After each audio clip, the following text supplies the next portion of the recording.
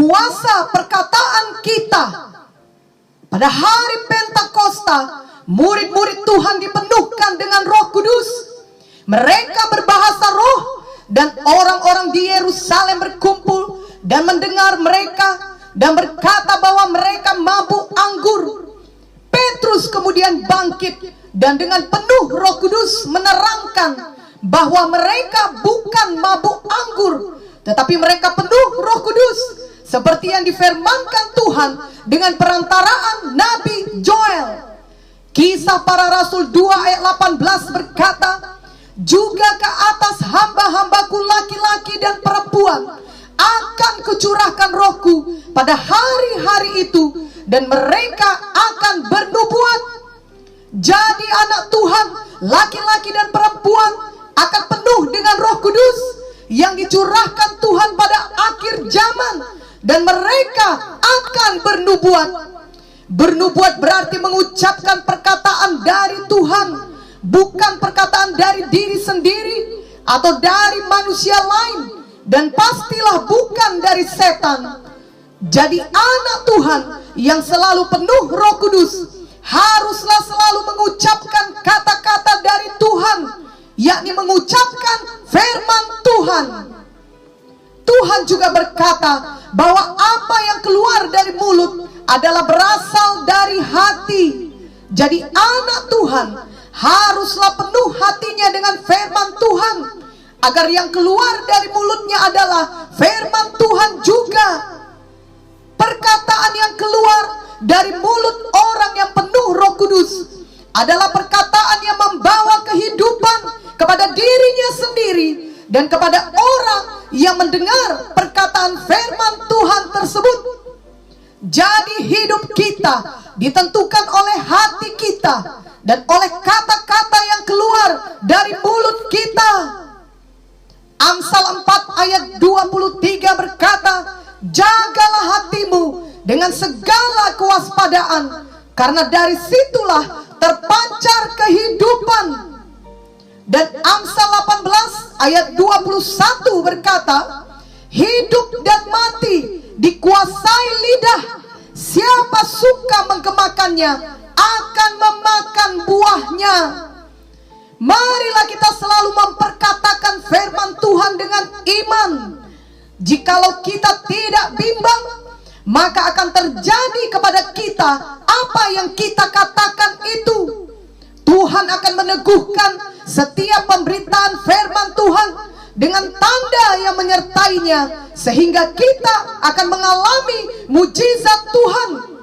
Jadi orang-orang yang penuh Roh Kudus dan bernubuat dengan mengatakan firman Tuhan akan mengalami perubahan dalam hidupnya, oleh karena kuasa Roh Kudus yang bekerja dalam kehidupannya dan dalam pelayanannya. Ada kisah mengenai seorang anak Tuhan yang baru sembuh dari penyakit pada kakinya. Suatu hari ketika ia berjalan, tiba-tiba ia merasa penyakitnya timbul kembali. Tetapi ia kemudian terus mengucapkan perkataan firman Tuhan yang membawakan kemenangan kepadanya. Ia duduk di pinggir jalan tersebut dan berkata, oleh bilur-bilur Yesus, saya sudah sembuh. Hai setan iblis, engkau tidak boleh memberikan penyakit itu lagi kepadaku. Saya tidak mau menerimanya. Saya tolak di dalam nama Yesus. Pergilah semua penyakit dari kakiku saat ini juga di dalam nama Yesus. Ia terus mengucapkan perkataan yang menang tersebut. Tak lama kemudian ia merasakan kesembuhan. Penyakitnya itu benar-benar pergi dan tidak berhasil menyerang ia kembali.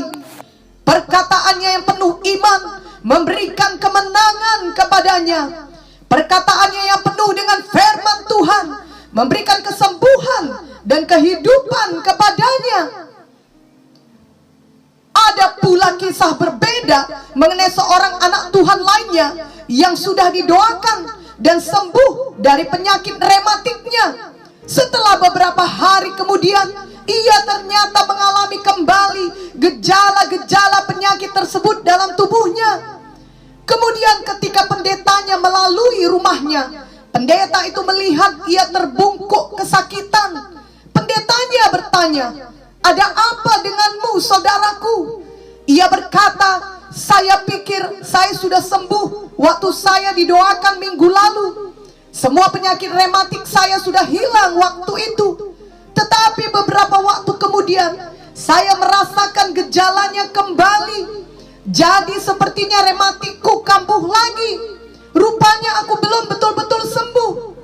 Anak Tuhan ini berkata dan mengakui bahwa ia belum sembuh.